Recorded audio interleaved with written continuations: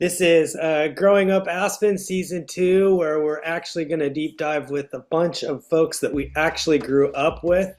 Usually it's Chris Pomeroy and myself, Andy Collin, but today it's just Mike Marolt and I. And that's why your book is, that's I haven't finished it yet, but the stories, the big question that I have, and I think that it will resonate with people because of the way that you guys put it together. It will resonate with people that read it that have wondered, what was it? I mean, when you tell people you grew up in Aspen, they want to know what it was like. And I think you guys captured that in that book. It's funny and, serious at times and funny. And, it really depicts what it was like. I mean, there were tough times and there were great times. And it really was just completely the same as growing up anywhere else, but also completely different at the same time.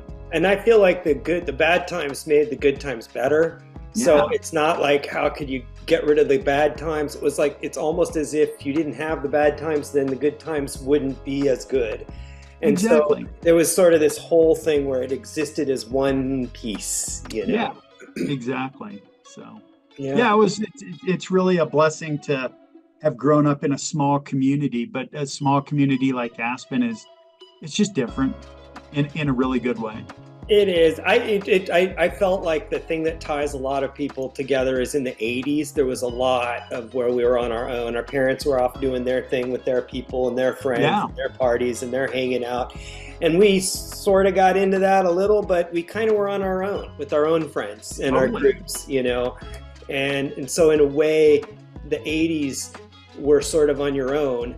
And I sort of feel like there's a little bit of that feeling with kids now where they're sort of on their own a little bit. And so there's sort of a connection, genetically at different reasons, but because technology hadn't really hit when we were there yet, No technology. It is, Our technology was Nick DeWolf walking down the street. That's right. I mean, the contrast of how it was for us versus how it was for my two daughters. I have one that's 22 and one that's now 20. And it's a pretty stark difference in a lot of ways.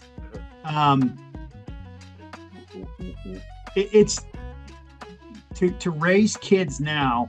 Back then, you hit it on the head. Your parents were hanging out with their friends, and they were young back then. Yeah. Yep. So they were hanging out with their friends. It wasn't a kid-friendly place. We had to figure it out. Yeah. Now, kids don't really have to be creative with their time. There's just so many options. There's, when I was in high school, there was football, soccer, baseball. I mean, now you've got, I went out. You've got 38 different high school sports available to kids. Wow. And it's different in that way. And it's different in a good way because it's a different world and kids need to have a little bit more. They need to have boundaries a little bit more in today's world, I think, than when you were in Aspen and you could be on one side of the mall and yell to somebody on the other side and people would know who you were. Right. There's enough new faces and enough new people to where it's a lot of people are not comfortable just letting their kids run around town. And I don't think that's necessarily being over protective. I think that there is a reality that's a little bit different. And I could be wrong on that, but my parents, I would never let my kids go jump in the Roaring Fork River with tubes right now. It's like, well, why not?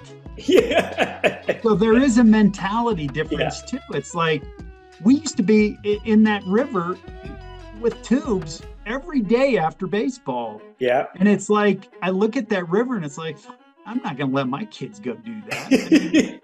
But it's like, well, why wouldn't you? Yeah. Are they just, why not?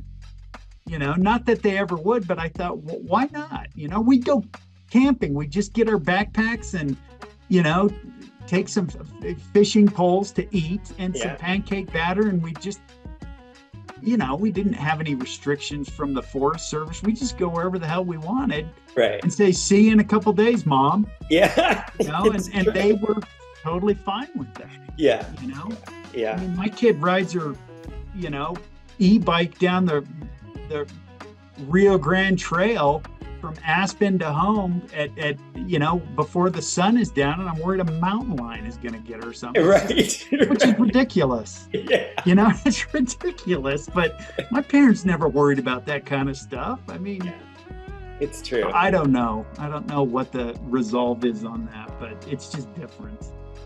Yeah, I feel like it is different. Thanks for listening to Growing Up Aspen, a Joiner's Table podcast with our classmates. We'd like to thank the Aspen Times and the Aspen Daily News for letting us include some of their materials in our book, Growing Up Aspen, Adventures of the Unsupervised.